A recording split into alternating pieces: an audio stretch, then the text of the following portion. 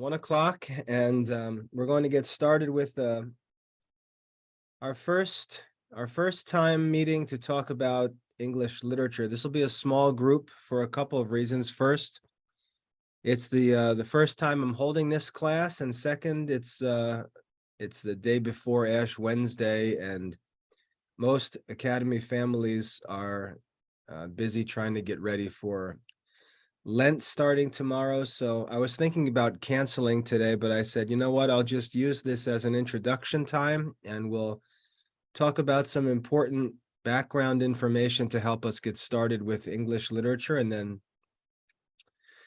in future weeks, as this class grows, we'll have this first meeting as a sort of an introduction that everyone can watch before they join us and get started. So it's going to be helpful for you, I think, and and the small group is good because especially for literature, as we get into things, there'll be more opportunity for discussion, and everything will be recorded anyway. So as new students join, they can just start with the videos that have been recorded, and we'll continue with our studies. So what I'd like to do in this first meeting is answer some important questions about literature. When I say English literature, all that I mean by English literature is literature that's written in the English language. So it doesn't mean that it's literature written by English people. It doesn't mean it's English in nationality or American. It just means that it's literature that we're reading in the English language. So it can be ancient literature, classical literature, medieval literature in translation, and we're reading it in English. All of that is included in English literature. What we're going to do to get started is we're going to start with ancient literature. We're going to read through Homer together, and I'm going to go through it with you slowly where I can explain every detail. So if you're interested in learning Homer and Virgil and some of the more ancient writings, which there aren't many people who can teach for you, we're going to go through them nice and slow, and we'll study every detail. And while there may be some details you ask about that I don't know, I've been teaching these ancient writings for over 20 years now, so I've been through them quite a bit, and I can help you with most of the details. So we'll go through the writings of Homer, and then we'll just keep going for as long as we continue meeting. What I'd like to do to get started is answer a couple important questions. First of all, I'd like to talk about why it's good for us to study ancient literature, especially when it's not Christian literature. You know, why should we spend a lot of time studying the writings of pagan authors? Why should we do that? Is there a benefit to it? Is it a waste of time? Obviously, I don't believe it's a waste of time, or I wouldn't be doing it, but I'd like to give you some clear reasons for why it's not a waste of time, why it's actually very valuable and good for you to study these ancient writers. So we'll go through that a little bit, and then we'll get started with sort of an introduction to our first reading, to reading these translated works of Homer. Okay, so I'd like to give you four, off the top of my head, I can think of 4 good reasons why you should use your time to study non-Christian ancient literature. Okay, 4 important reasons.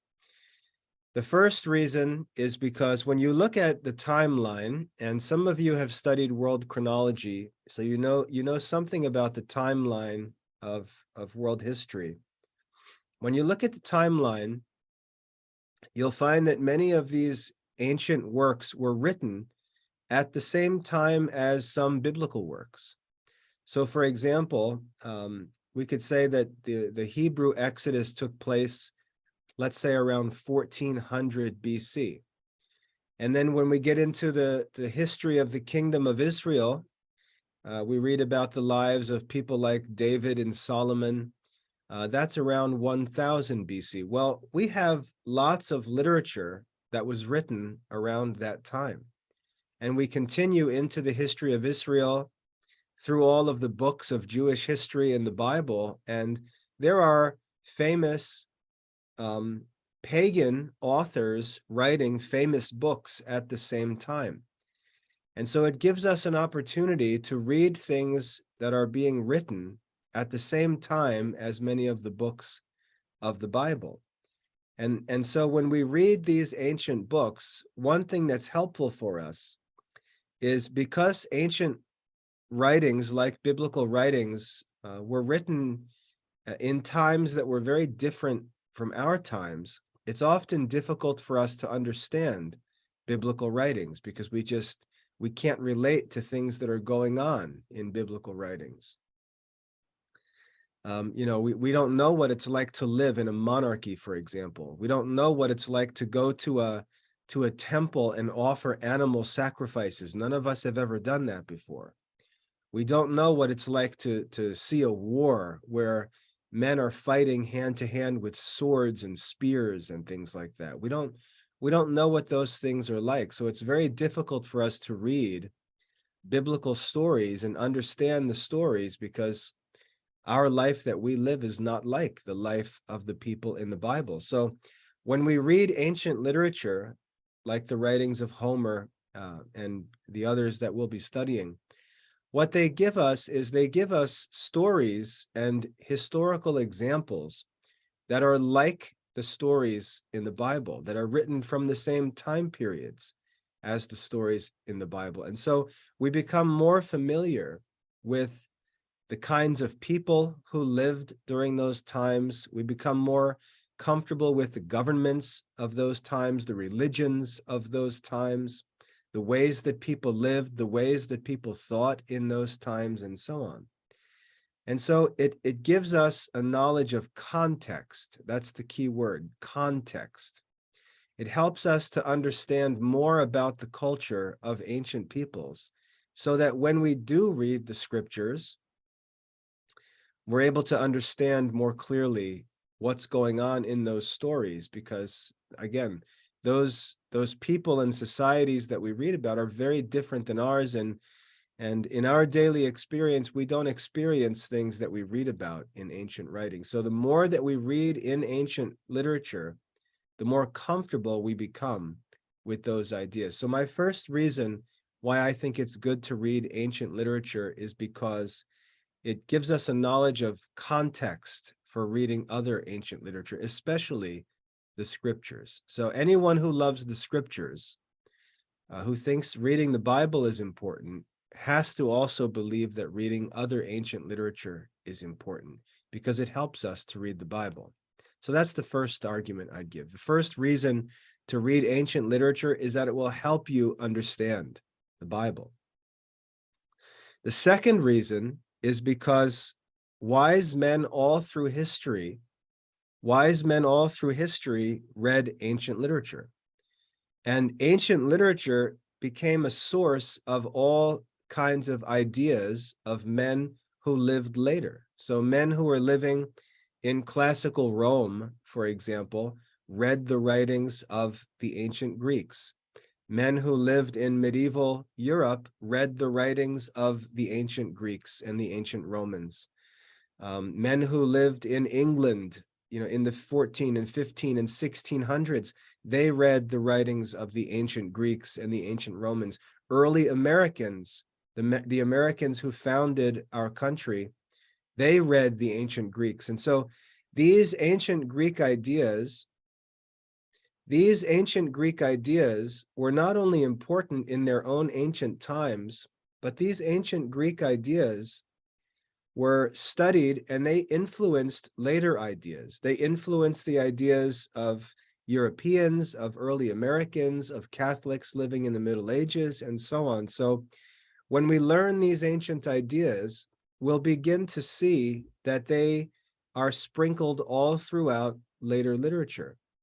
And they help us to rightly understand what those people are talking about. For example, one of the most famous Catholic books ever written is Dante's Divine Comedy. Dante lived in the 1300s, and he writes about this visit to the underworld. If you haven't studied ancient literature, if you haven't studied classical Greek and Roman literature, you'll have no idea what Dante is even talking about, because he refers to all kinds of people and ideas from ancient literature. And if you haven't read it, you won't be able to understand what Dante is talking about. And that's true of other works as well, like the writing of William Shakespeare. Many of William Shakespeare's plays are based on ancient Greek and Roman stories and histories. And so if you don't know those stories, you won't be able to understand what Shakespeare is talking about. So they're very helpful for us for all literature studies. They help us to understand the ideas that are in the minds of many of history's most famous writers. And when we study these stories, it allows us to enter into those thoughts and understand those ideas that history's wisest men had. So that's a second reason why it's good to read ancient literature, okay? A third reason is because many of these works were written before the Christian church was established. And I want you to think about that.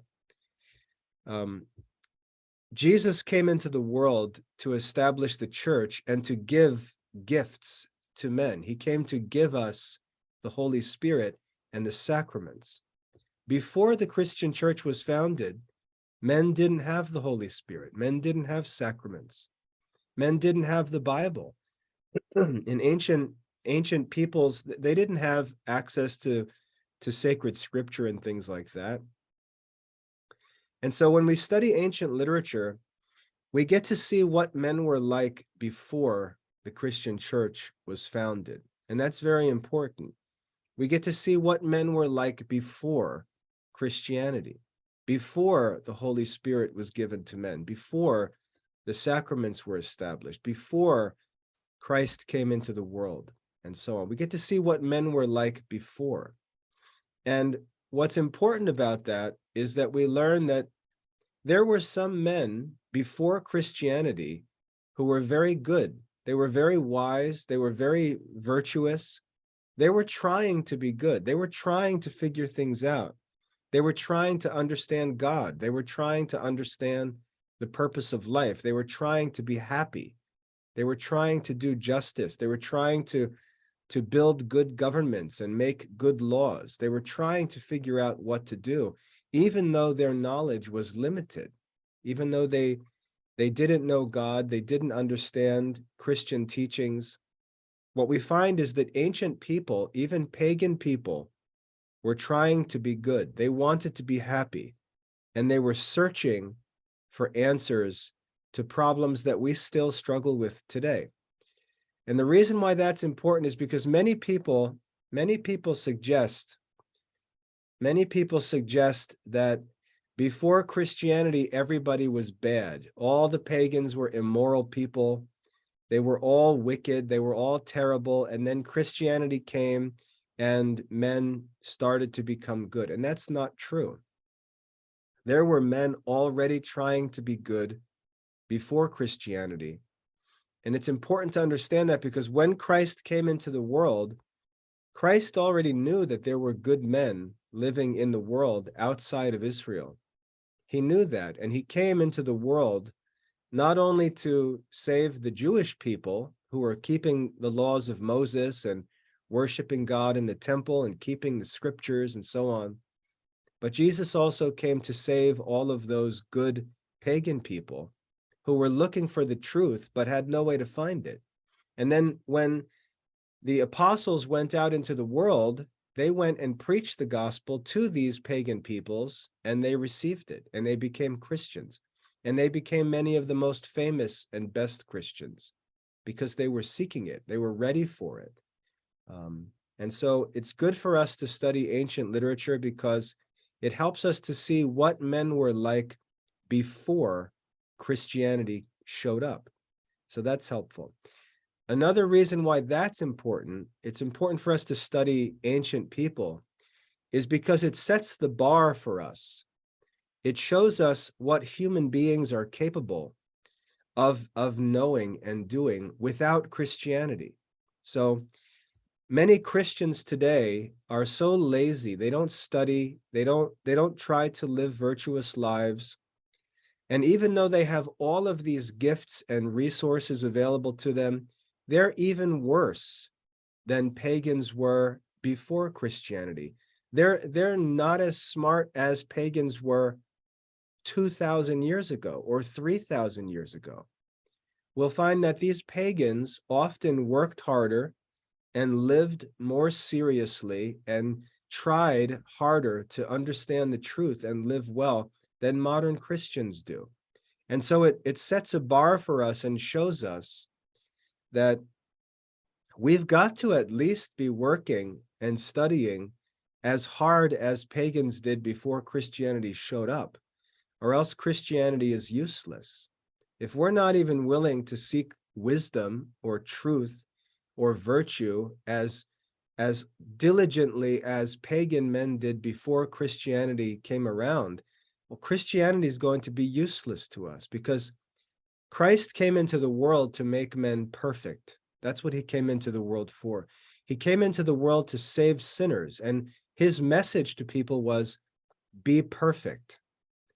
Be perfect. That was his message. And the reason why Christ could teach that, the reason why he could teach that was because he was going to give men the Holy Spirit, which would actually enable them to become perfect. And so while pagan men in the ancient world, they could struggle and strive and study and work to try to become happy, they just never could become happy because they lacked strength, they lacked wisdom, they lacked gifts that would allow them to become happy.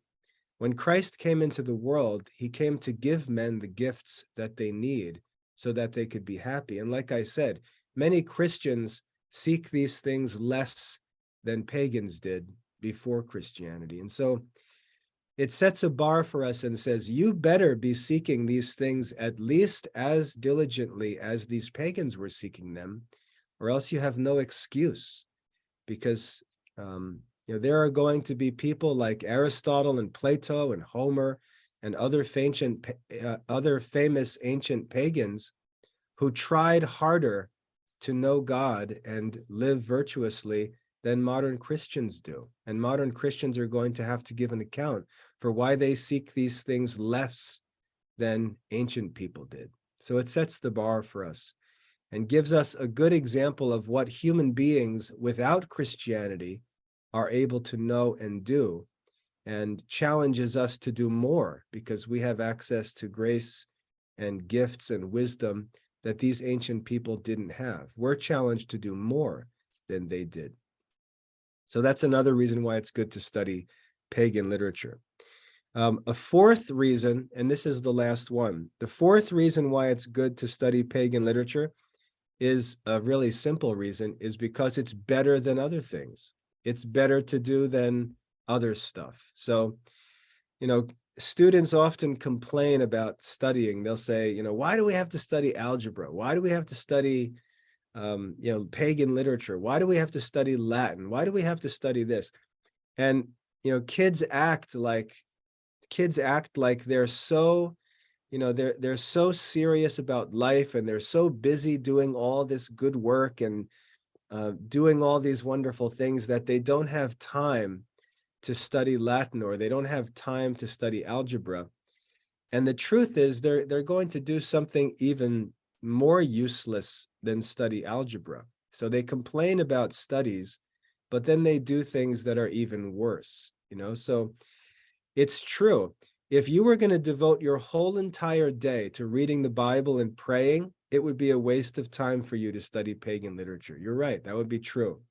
If you were going to devote your whole entire day, every minute you were awake, from the time you woke up until you finally went to bed, if you were going to devote every minute of your day to reading the Bible and praying, feeding the hungry, giving clothes to homeless people, rescuing people from danger in the streets, if that's what you were going to do all day long, every day, then it would be true that studying these things is a waste of your time. But the truth is that that's not what we're normally doing. We're normally doing useless things, wasting time, goofing around. And so one of the reasons we should study these things is because it's a good use of our time. It keeps us busy with good works that are helpful when we would do worse things instead. So those are 4 good reasons why we should study ancient pagan literature. First of all, it helps us to understand the historical context and culture of Bible stories, which is very helpful. Second, it helps us to understand the context of all other literature, because these works were studied by all of the writers who came afterwards. So it helps us to understand all literature, not just ancient literature. Thirdly, it helps us to understand what life was like before Christianity came, which sets a bar for us and shows us what men are capable of without the help of Christianity. And so it shows us how high we should be aiming to live, since we have the benefits of Christianity. And then lastly, it's better than nothing. Okay. It's better than, putzing around watching videos on YouTube or scrolling through, stories on the internet. It's better for us than other things. So 4 reasons why studying ancient literature is good for us that I think make it worth pursuing together. Those would be my 4 arguments for why you should study ancient literature. Now, what we're going to do in these meetings is there's no way for you to read these books and understand them. And the reason why is because they talk about so many different things that you don't know about, that it's hard to make any progress, because you'd have to constantly stop and look things up. You'd have to constantly stop and try to figure out who's this person, where's this place, what's this person talking about, and you'd never make any progress. And if you've tried to read Homer, for example, if you've tried to read Homer by yourself, you'll know that it takes a very long time, because you just don't know what the stuff is that he's talking about. Fortunately, I can help with that, so I can help make this reading a lot easier for you. And then after we have our meetings, you can go read it on your own, and you can read it and understand everything that's being talked about. So what I'd like to do is help you by, first of all, acting as sort of an encyclopedia to help you understand all the different people and places and things that are referred to in the stories, to allow you to study it more easily. And secondly, I'd like to help you to think about things from a Christian perspective so that you can enjoy some benefits from them, just like we do with Aesop's fables. I'd like to help you to think about these ancient writings and understand how they help to make Christian things clearer and easier to understand than they can be understood by people who don't read these books. So I'd like to help you go through these readings and make this kind of study easy for you. When I taught in classrooms, these were always my most popular classes. Students always loved these literature classes because once we take all the difficult stuff out of the way, these are some of the best stories that were ever written. And you can just enjoy the stories and not be distracted by all of the details, which are difficult to understand. The other thing I want to help you do is actually read. I want to help you actually read this literature, which can be difficult to read because these are poems. These ancient stories are written in poetic forms. And if you don't have experience reading poetry, it's difficult to know how to read them. So I'd like to help you to understand the poetry as well, which makes it good for 2 different purposes. We learn all of these stories, and we also learn a lot about poetry as we go along. So what we're going to do is simply walk through these readings, and I don't know how much we'll get done in each class meeting, but we're just going to go slowly through them, and we're going to cover everything. So you can relax. I'm going to do most of the work, and then we'll take some time at the end for any questions that you have. And so if you've got something you'd like to ask, just jot it down as we're going along, and then we'll take some time at the end to get into any questions or difficulties that you have with things. But I'd like to go ahead and get started reading Homer in this first meeting. So first of all, for those of you who've studied chronology, you know something about Homer, since there's a whole lesson on Homer. Who can tell me when Homer wrote? Who can tell me when Homer lived and wrote? 750 BC, very good. All right, so Homer lived 750 years before Christ. And I want you to always keep that in mind. So anytime that you read something that he writes, I want you to realize that he's writing 750 years before Christ. So Christians will often read these books and they'll criticize them. They'll criticize them by holding them accountable to Christian teachings. And that's irrational, because there were no Christian teachings when Homer was writing. There was no Christian church. There were no apostles. There was no New Testament. There were no gospels to read and study or anything like that. Homer and these ancient Greeks were trying to understand religion based on what could be known by human reason and by knowledge of the natural world. So they were trying to understand religion. And when we read them writing about gods and goddesses, we have to realize that they're thinking about religion based on what they experience, what is possible for them to know. And what we've got to think about is, if you left a bunch of people on a desert island, if we just threw, let's say, 50 people from America onto a boat, shipped them out into the middle of the ocean onto an island and dropped them off, do you think that they would spend time developing religion if they were left there on the island? Probably not, right? So the fact that these ancient people even took time to try to figure religion out shows us that they're good, shows us that they were pursuing the kinds of things that they should be pursuing. They weren't just, killing each other and living in sin and doing all kinds of evil. They were trying to figure out what was true about religion and where the world came from and how they were supposed to live and things like that. They might not have got it all right, but the fact that they even tried is a sign that they were good, because they didn't have to try if they didn't want to. So when we read their teaching on religion, we shouldn't get upset when we read things that are wrong, because, of course they're going to get things wrong. We would get things wrong too. The only reason we know what we know is because it was revealed by God. He told us these things. So we didn't figure these things out. We're not smarter than the ancient people. We were told what to believe much later in time, and we're just born into all this Christian knowledge now. So when we read, we don't want to pay much attention to the stuff they got wrong, because we should expect them to get a lot of stuff wrong. And that's not a big deal. What we should be impressed with is the stuff that they get right. That's what we should actually focus on when we read ancient literature. We should admire the amount of stuff that they got right. We should admire the amount of philosophy that they were able to figure out that's true. That's what we should pay attention to.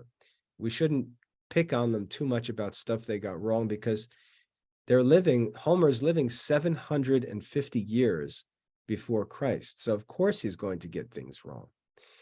So we want to read the ancient writers with a positive attitude and respect their achievements, not criticize them unreasonably for getting things wrong that were very difficult for them to understand. So Homer was writing and living in 750 BC, and the topic that he writes about in this book, the Iliad, the topic he writes about is the Trojan War. When did the Trojan War take place? If you studied chronology, when was the Trojan War? Around 1200 BC. That's good. Around 1200 BC. Okay.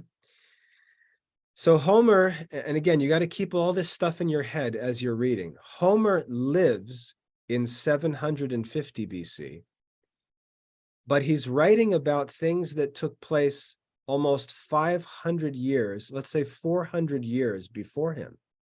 So he's writing about ancient events, ancient history that happened hundreds of years before him, and he lived hundreds of years before Christ. So just remember to keep all that in your head. When he talks about Achilles and Odysseus and Agamemnon and all of these different people in the Trojan War, remember, he's talking about people and events that took place hundreds of years before him. Okay, so he's telling a history, and that's important. So as we read through this, we want to just make sure we're understanding that we're reading the writing of a poet who lived in 750 BC, who's telling us a story about things that took place 400 or 500 years before him. Okay, so keep that in mind all the time. That's important. Now, the next thing I want to say before we get started here is, if we look back through ancient history, if we look at Homer, if we look at Socrates, for example, they tell us something that's very interesting that often doesn't get paid attention to by people, okay? These ancient men like Homer and men like Socrates, who we'll study later, they tell us that there were spirits communicating with them. They tell us that there were spirits revealing things to them and telling them things. So Homer doesn't pretend that he sat down with a blank piece of paper and just started writing this story. Homer tells us that there were goddesses that he calls muses telling him these things. And when we start reading Homer, we find that he opens his poem with a prayer where he's asking these muses to help him. And what he tells us is that these spirits, these muses, were revealing to him the details of what happened during the Trojan War. So Homer doesn't tell us, he doesn't pretend like he's just writing this cool story. He tells us that he's writing about the Trojan War, and the details of the events are being revealed to him by these muses, these goddesses, these spirits, I should say, who are revealing things that they know about because they're ancient spirits, and they're telling him the details of these stories, and he's putting it together into a poem. So Homer doesn't tell us that this is his story. He doesn't pretend he's writing this and he should get an award because he invented this really cool story. He's telling us that these are real historical events that took place, and the way that he learns about them is that there are spirits who are telling him these things because the spirits were there and know about them. So it's important for us to understand that to the ancient Greek people, the writings of Homer were like their Bible. Just like we say that the apostles and the prophets wrote the scriptures, but they didn't just sit down and write the scriptures. They were actually inspired by the Holy Spirit. The ancient Greeks believed that the poems of Homer were also inspired by spirits, inspired by gods, as it were. So they saw the writings of Homer as something of like a Greek Bible that was not just human writings, but it was a spiritual book that was actually inspired by these muses. And so they studied it as a spiritual sacred book, and they treated it like it was a Bible. For example, much later, when Alexander the Great went into battle and conquered the world, he carried this book with him, just like a modern Christian might carry a Bible or a saint book with him if he goes out into the military or goes on a trip somewhere. Alexander the Great carried the Iliad with him as his devotional book that he studied and meditated on while he conquered the whole world. So they saw it as a religious book, and we have to understand that, okay? So just a couple of basic things before we get started. It's also important to remember that this was a poem that Homer actually sung. It was a poem, and we'll talk about that as we start reading it. The poem that Homer wrote had a certain form, and this is called epic poetry. Epic poetry is when a poet writes a very important poem about some very important events. Usually it's a very long story, books and books and books of content.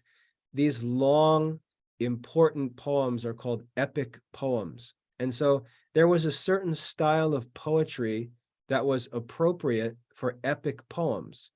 And, I'll tell you the name of it. It was called dactylic hexameter. I'll type it in the chat so you can at least see these words.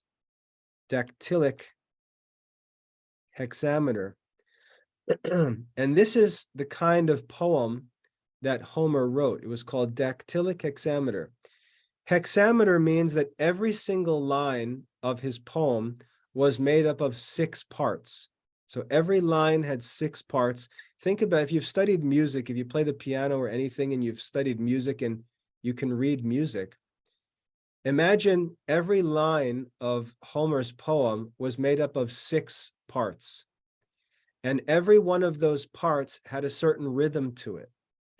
It was dactylic, and the word dactylic means like your finger. And if you look at your finger, you'll see that your finger is made up of 3 parts, 1 long part and 2 short parts. Okay, so from your hand to your middle knuckle, you have a long part of your finger, and then you've got 2 short parts of your finger on the end. So these parts of each line of Homer's poem, every single part had a long, like a long syllable followed by 2 short syllables.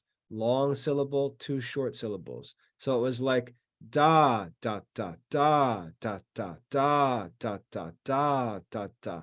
It had that rhythm, and it went 6 times for every line. So it was dactylic. It was like a finger, long, short, short, long, short, short. And there were 6 of those. So 6 fingers in every line. And that's the kind of poem he wrote. And that style of poetry was the style used for epic poetry. Okay, Homer wrote in that style. Every single line of these stories, the Iliad and the Odyssey, are written in that meter as poetry. Okay, and think, the Iliad and the Odyssey, each of them have 24 books. So these are massive poems that were composed, and they were sung by Homer in the ancient world. Later in Roman history, we're going to read Virgil's Aeneid. It's written in the same meter, dactylic hexameter, just like Homer's poetry. Okay, so keep that in mind. No, the books, they're like what we would call chapters, but in ancient writings, they were called separate books. Okay. Remember, they didn't have any printing press, no printers, so everything had to be handwritten. And books were, not like small print little published books like we have. They were big scrolls or folds of paper that had to be carried around. So each chapter might be a separate book, and you had to get all of them together to have the whole work. So this is poetry. Remember that. This giant book is a poem. The whole entire thing is a poem. So when we translate it into English, because it was written in Greek, when we translate it into English, we have to ask an important question. Should we translate it into regular English, which is called prose? Should we translate it into regular English, or should we translate it into poetry? Should we translate it into English poetry? And the problem with that is that that style of poetry, that dactylic hexameter, it doesn't work in English because the words in English and the expressions in English are not like Greek and Latin. So we can't translate Homer from one kind of poetry in ancient Greek into that same kind of poetry in English. So in English, we have our own style for epic poetry. We have our own English form of poetry for epic poetry, and it's called Iambic Pentameter, and I'll write it again in the chat here. Iambic Pentameter. So the Greeks and the Romans, they used a style of poetry called dactylic hexameter to write these great poems.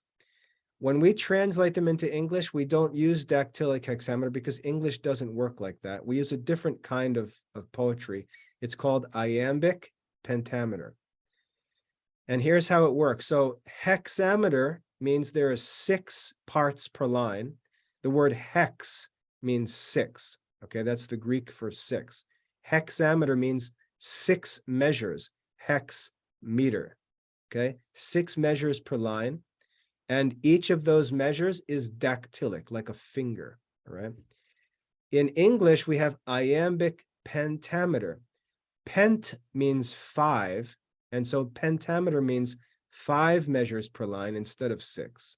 So there's 5 measures per line, and each measure is iambic. And what that means is it doesn't go da, da, da.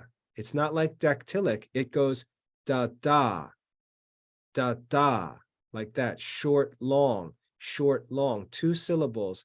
The first is usually short. The second is long. Da, da.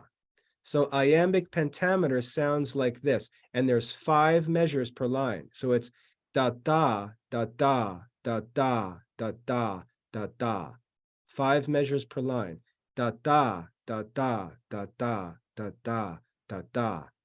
And if you look at this poem, this translator, he didn't just translate Homer into English however he felt like.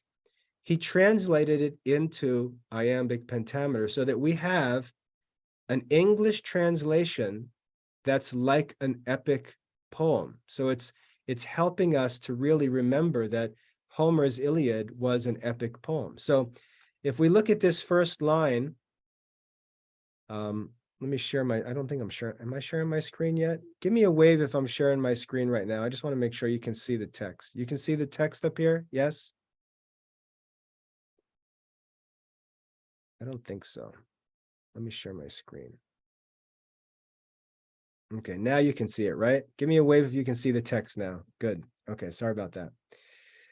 So if we look at the poem here, we can actually see that every single line of this English translation is iambic pentameter. So let's just look at this together and I'll read it so you can see it. And when you read it slowly. Go slowly so you can see the poetic form of the writing. So remember, it's da da da da da da da da da da. That's iambic pentameter. And it's going to be a little bit awkward, but you'll get more comfortable as you get used to it, and you'll learn to read it in this meter and enjoy it a little more. So to start out this first line, just paying attention to the poetry, not the content. Achilles' wrath to Greece, the direful spring. Okay, so 5 measures. Each one is da da. Achilles' wrath to Greece, the direful spring.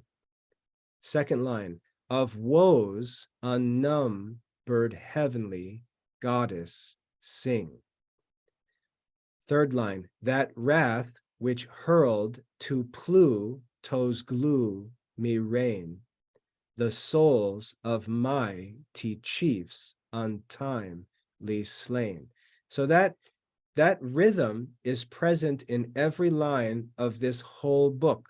All 24 books of the Iliad have been translated from Greek poetry into this form of English poetry. So when we study Homer in English translation, we're doing 2 things.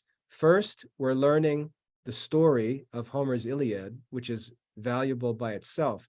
But second, we're also studying English poetry and getting comfortable with English poetry. So it serves both purposes. And I want to challenge you to this. You'll find that if you sit down and try to write a poem in English, it's very easy to write in iambic pentameter. You can do it very easily because it actually suits the English language. It's easy in English to write in iambic pentameter. And if you take some time, today or whenever you get a chance, try to write something and use iambic pentameter, and you'll find it's actually very easy. For some weird reason, it's easy to write in English, or even you can do it off the top of your head. You can just talk in iambic pentameter and find that you can think of things pretty easily to say and keep that rhythm going through 5 measures per line in iambic pentameter. Okay. So we're learning 2 things. We're learning the story of the Iliad. We're also learning something about English poetry. And as we continue to go through English literature, we'll see different forms of poetry, and we'll talk about why different forms of poetry are used. They're not, you don't just pick a form of poetry just for fun. Different forms of poetry sort of have different purposes. They serve different feelings, different contexts, different purposes, and so on. So we'll talk about that as well. But anyway, I think that's a good introduction to give you sort of everything you need to know to get started. All right. So remember, I gave you 4 reasons why studying ancient literature is helpful. You might not have written them down, or you might not remember them, but I'd like you to remember those 4 reasons, because people will ask you that. Why are you studying ancient literature? There's 4 good reasons to study ancient literature. Then I'd like you to remember that this is written by Homer, and I'd like you to remember and always keep in mind when he lived. So when you're reading this, you're thinking, this was written by a man who lived 750 years before Christ, before Christianity. When was Rome founded? Who knows when Rome was founded? Who can tell me when the city of Rome was founded? Yeah, so the city of Rome was founded at the same time that Homer was writing his poetry in Greece. And you see how you can start to put these things together. The Roman Republic didn't exist yet. The Roman Empire didn't exist yet. Plato, Socrates, and Aristotle, they didn't come for another 400 years after Homer. There was no classical Greece yet, no Rome, all of these things. In Israel, it was the time of the prophets. It was the time of the prophets when the Assyrian Empire was in power. So if you think about Old Testament stories, reading about the Assyrians, and think how ancient that was, that's the time when Homer was writing in Greece. So it's very interesting to study this poem and think, this is what pagan people believed and thought. This is how pagan people lived and understood the world outside of Israel at the time of the prophets and the Assyrian captivity and things like that. So it's good to make these connections and then use this knowledge to help understand the content of the Bible when you read it. So understand who Homer is. Know that he's writing a story about the Trojan War. That's what the title Iliad means. Iliad is named after Troy, the city Troy where the war was, because in Greek, the name for the city is not Troy, it's Ilion. Ilion. And so the Iliad is a story about Ilion. That is the story about Troy. So it's Homer writing about a war that took place hundreds of years before he lived. And also remember that Homer claims that spirits called muses were revealing the details of the Trojan War to him. And that's how he was able to write about these things. It's important to remember that. And then lastly, remember that it's poetry. And just as Greek had its own form of poetry that was used by Homer, English has its own form of epic poetry, iambic pentameter, and that's what we're going to read here as we read. So that's all of your introduction to the study of Homer and the Iliad, and then we'll also read the Odyssey, which is a second story. The Odyssey is my favorite book of all literature, so I'll be especially interested in studying that. But we're going to go through this and read, and I'm just going to explain all the details. So if you'd like to learn these books and really master this literature, I invite you to go along with me, and we'll just take our time and go through it week by week. And then you can work on English literature lessons on your own and get them done in the course. So we've got a couple minutes left. Let's just take a few minutes, and I'd like to get started with the reading, and I'll explain a few things to help you get started too. So just listen along as I read through this, and then I'll provide a little bit of explanation and we'll wrap up. Okay, so this is book 1 of Homer's Iliad. Achilles' wrath to Greece the direful spring, of woes unnumbered, heavenly goddess, sing. That wrath which hurled to Pluto's gloomy reign the souls of mighty chiefs untimely slain, whose limbs unburied on the naked shore, devouring dogs and hungry vultures tore. Since great Achilles and Atrides strove, such was the sovereign doom, and such the will of Jove. So here we have the introduction to the whole story, and let's make sure this is all clear because there's stuff in there that you may not know about. The theme of this whole book, the Iliad, is Achilles' wrath. Those first two words, Achilles' wrath. This is a story about anger. So if you think that anger is a vice, it's one of the human passions, this whole story, Homer's Iliad, is a story about the danger of anger. It's about Achilles' wrath, the anger of this Greek warrior named Achilles, and what effect his anger had on his people. So that's the theme of the story introduced in the very first two words, Achilles' wrath. That's what this story is about.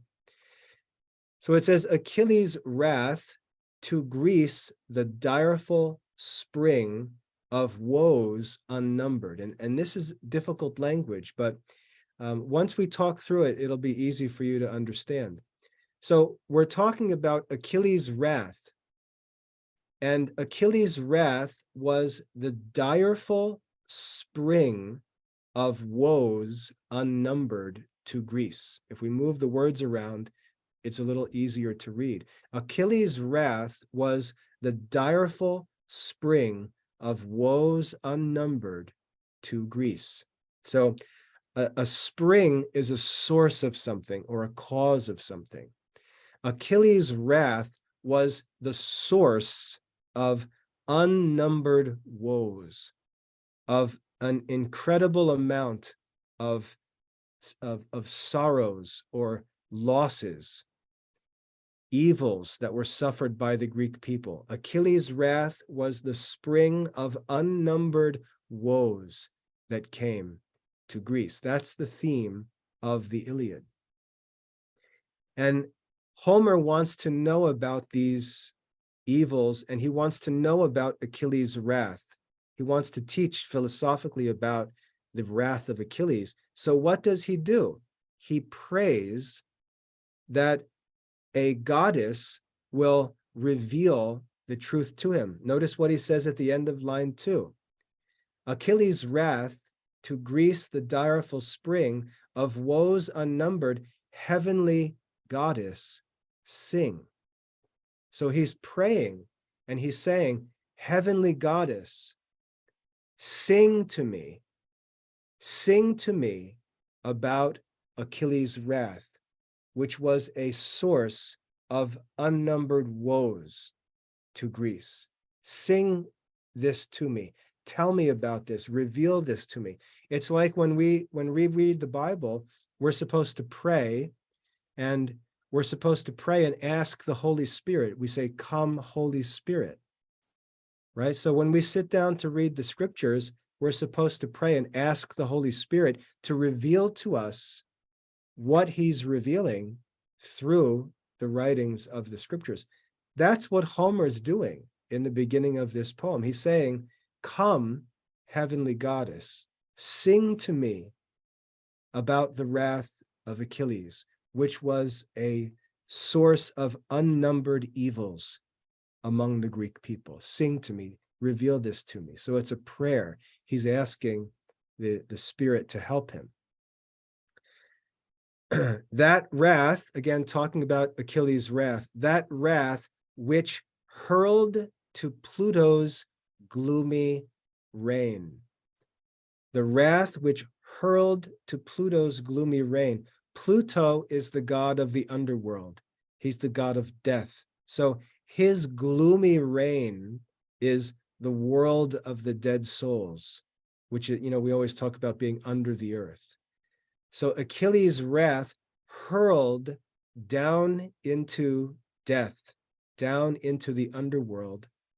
Line 4 tells us the souls of mighty chiefs, the souls of great rulers on earth, who were untimely slain, who died unnatural deaths because of war.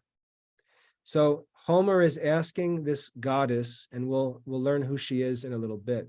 He's asking this spirit to sing to him about Achilles' wrath, which was the source of unnumbered evils among the Greeks, the wrath which hurled the souls of great kings down into the underworld at an inappropriate time because they were killed in war, whose limbs, this is line 4, whose limbs unburied on the naked shore.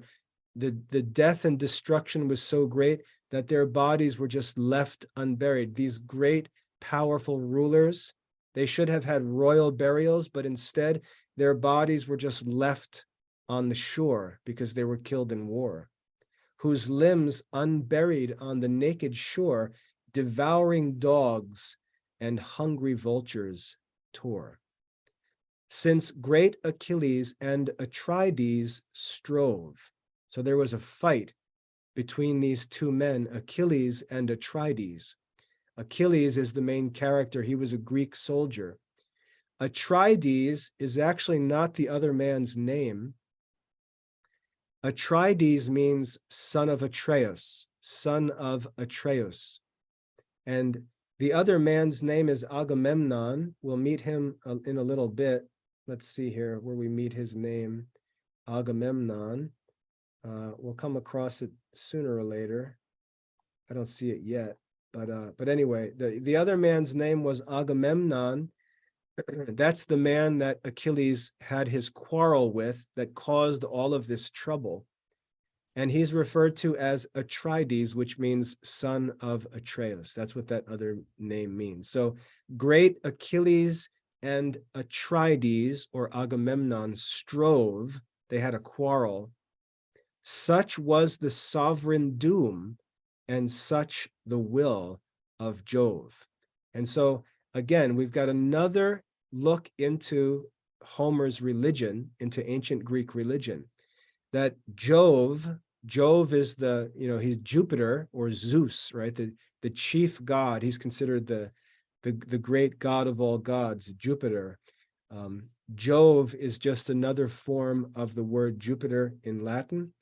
So he says that this quarrel between Achilles and Agamemnon was God's will. God brought about this quarrel and all of the trouble that came from it. It was the will of God. This sovereign doom, this punishment that Jupiter inflicted on men. And he brought it about by having this quarrel develop between Achilles and Atrides, which led to Achilles' wrath being inflamed, and then all kinds of evils came, so that unnumbered woes came upon the Greeks. The souls of mighty chiefs were killed at an unnatural time, and their bodies left unburied on the shore. What caused this? What caused all this? That's what Homer is asking this goddess to reveal to him, to explain to him what Jove's will was, what Jove was doing, why he allowed this to happen, what was the cause of this. Homer is asking this muse to reveal this to him. So it's a prayer to open the Iliad. Okay, and then in the next line, you see him start and say, declare, O muse. Tell me, O muse. So again, we see this spirit identified as one of the muses, one of the spirits of music and poetry. That's actually where we get the word music from. It comes from this name muse, because it was believed that musicians were people who were inspired by the muses. They were the spirits of artists and musicians and poets. So that's where the idea of music even comes from the muses. So it's a prayer to this muse to help him, the poet, to understand this story and to tell it. And so the telling of this story is sort of the explaining of this information that he asks this goddess to reveal to him. So that's all I want to go into at this point. In our next class, we'll go through book 1 of Homer's Iliad. That gives you a good introduction. I've given you a lot of information in this first meeting, but that gives you a good introduction to this poem, what's happening as the story opens. And I'd like you to start reading this. If you haven't already, I'd like you to start reading through this poem on your own. Try reading through it on your own, see how much you can understand. And then when you come to our meetings, hopefully you've already tried to read what I'm going to explain, because then you'll really start to understand it, especially if you already have read it. So try to do that. Try to read through the first book of Homer's Iliad, and then in our next meeting, I'll walk you through it. And then after we've gone through it, you can go and complete the assignments for those lessons and submit them and complete these courses. So we'll go slowly. It'll be a slow process because there's a lot to talk about. But what's going to happen is once you start to learn these things, you're going to be able to start reading more and more on your own, and you'll be able to work more quickly privately, even though our classes together might go slowly. So you don't have to work at the speed our class moves at, but I think you'll start to be able to move through the readings more quickly and get these lessons done as we work together. So anyway, I hope that's helpful. That's an introduction, lots to chew on. I did remember to record this meeting, thankfully, so you can review this if you want to. We can take some time now. If you have any questions or if there's anything you'd like to talk about, fire away with any questions and we'll answer any questions you have, okay? So if you don't have any questions, you're free to go. If you do have some questions, we can hang out and talk a bit, okay? So I hope that was helpful.